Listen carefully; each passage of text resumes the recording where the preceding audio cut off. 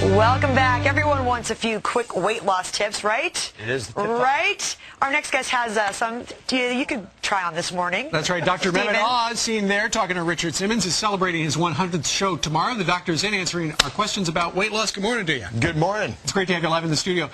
Last time you were here, you brought something and you kept it underneath a blue thing like that. We've seen your show. We know what's about to happen here. Right. Well, let's start off with the basics. Our 100th show is all about getting diet tips. Okay. Right? It's on tomorrow, and the reason we got these tips is people who lost a lot of weight, and everyone lost 100 pounds. Wow. They know how to do it. So we start off with a very basic idea of how important is the waist size. And the waist size is important because this is the omentum. Now, that's about the size of your omentum. Hold it like that. What is your omentum? The omentum is what's underneath your waistline. That's why we measure your belly fat, and we want to make sure...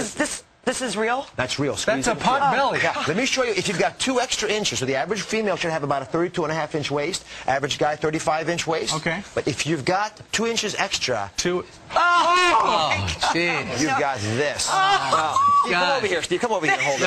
Come on now. Come on, Peter, you want to help a little bit? Now, Junior, compare these. I can hold my own.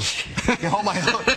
So I want to be very visual. Normal waist size, 2 inches extra. And if you're 4 inches extra, 6 inches, you just double this, quadruple this. Oh, my goodness. Where do you get something like this? Now, take it out of... These come from cadavers. Oh, my God. And the reason that we feel so passionately about explaining this to people, I'm going to put this over here, is that I don't want you to take your gloves off. Okay. I don't want folks walking around thinking, hey, belly fat's just this little thing that if I could deal with it, it'd be fine. So I want everyone to take a measure. Okay. Right? No, Put it around your waist. No. Yes, We're yes, not doing that. No. And you want, I take the fifth. I'm not doing What's that. your waist Look at size? Dr. Oz. He's got a 20-inch waist. Oh, No, that's for God's sake. impressive. A 33.5-inch waist. Oh, nice, now, here's the deal. Steve. You want your height to be twice your waist and no more. So if you're, how tall are you? 6. I used to be 6'1", but I'm shrinking. 6 feet. Let's say 60. 6 times 12, 72 inches. Half of that's 36 inches. So your waist size has to be lower than that. So I'm at 33. I'm 300. Exactly. Now, I was in Dallas at that All-Star game, so I was doing some television on FAA, and they call it the Dunlap. And I said, what does that mean? Because the fat Dunlap over my belt. You guys never buy a new belt. You actually have to take your belt size and get rid of it, because guys wear their waist belt right on here, and the fat... You know, they wander around like this, waddle around. All right. You can actually measure it. Now, Dr. Oz, you've got some tips. First off, you say that you should start your morning with oatmeal. Oatmeal without question. And this is going... Because it's filling? Well, it's filling, but it gets you started off in the right rhythm.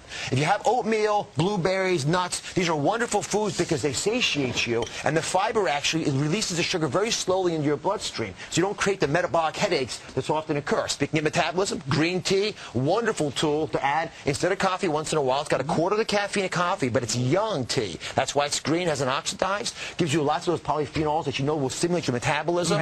Wonderful tool to use as a weight loss, and plus you don't add cream and sugar to green tea the way you would with coffee. You avoid that headache. There's caffeine, though. Caffeine in green tea? There is caffeine. It's about a quarter of the caffeine. Okay. But if you have to put a little something in there, could you put some honey in it? Or honey, agave. You can use lots of things. Pepper?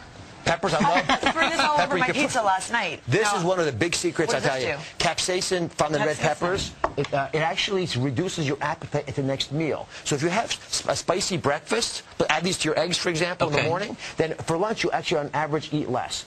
Big secret folks don't realize, when we were growing up, we had this size plates eating food. This is a 9-inch plate, right? The tape plates now were 11 inches. And we just want more. We've supersized our plates. This is almost twice as much food as this. And one final thing, the brain has 4 satiety centers. They are satiety centers and desires for water, for food, for sex, and for sleep. He's looking at the sex comments. I was thinking about the sleep. So if you don't have enough of one of the other ones, you're going to crave more food. You don't get enough sleep, for example, which you often don't do on the show. That's right. You're going to crave carbohydrates. And by the way, being intimate with the people you love is a great way of skipping a meal.